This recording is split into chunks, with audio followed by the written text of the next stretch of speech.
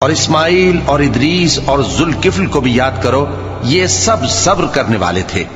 اور ہم نے ان کو اپنی رحمت میں داخل کیا، بلا شبہ وہ نیکوکار تھے۔ اور مچھلی والے پیغمبر یعنی یونس کو یاد کرو، جب وہ اپنی قوم سے ناراض ہو کر غصے کی حالت میں چل دیے اور خیال کیا کہ ہم ان پر گرفت نہیں کریں گے،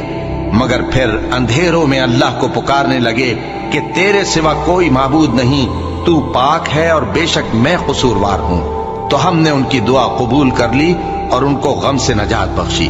اور ایمان والوں کو ہم اسی طرح نجات دیا کرتی ہیں۔ اور زکریا کو یاد کرو، جب انہوں نے اپنے پروردگار کو پکارا کہ پروردگار مجھے اکیلا نہ چھوڑ اور تو سب سے بہتر وارث ہے، تو ہم نے ان کی پکار سن لی اور ان کو یحییٰ بخشے اور ان کی بیوی کو اولاد کے قابل بنا دیا۔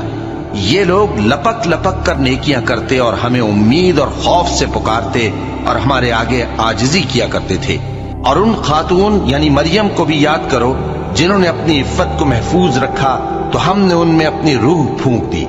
اور ان کو اور ان کے بیٹے کو اہل عالم کے لیے نشانی بنا دیا۔ لوگو،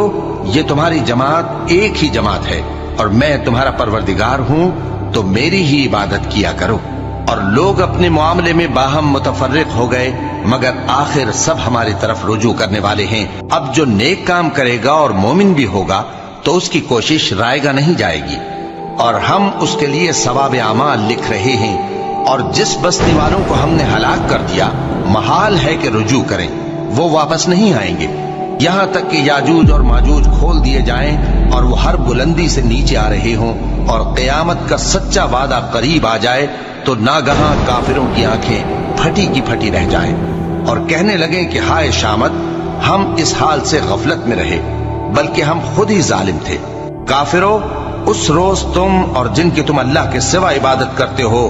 دوزخ کا ایندھن ہوں گے اور تم سب اس میں داخل ہو کر رہو گے۔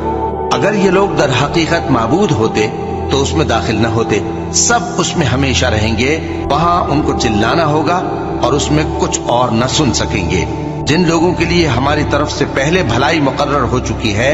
وہ اس سے دور رکھے جائیں گے، یہاں تک کہ اس کی آواز بھی تو نہیں سنیں گے، اور جو کچھ ان کا جی چاہے گا اس میں یعنی ہر طرح کے عیش اور مزے میں ہمیشہ رہیں گے۔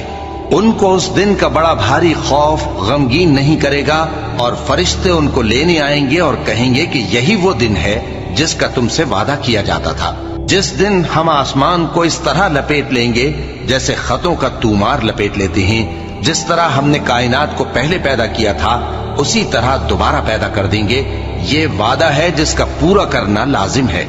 ہم ایسا ضرور کرنے والے ہیں۔ اور ہم نے نصیحت کی کتاب یعنی تورات کے بعد زبور میں لکھ دیا تھا کہ میرے نیکوکار بندے ملک کے وارث ہوں گے۔ عبادت کرنے والے لوگوں کے لیے اس میں اللہ کے حکموں کی تبلیغ ہے۔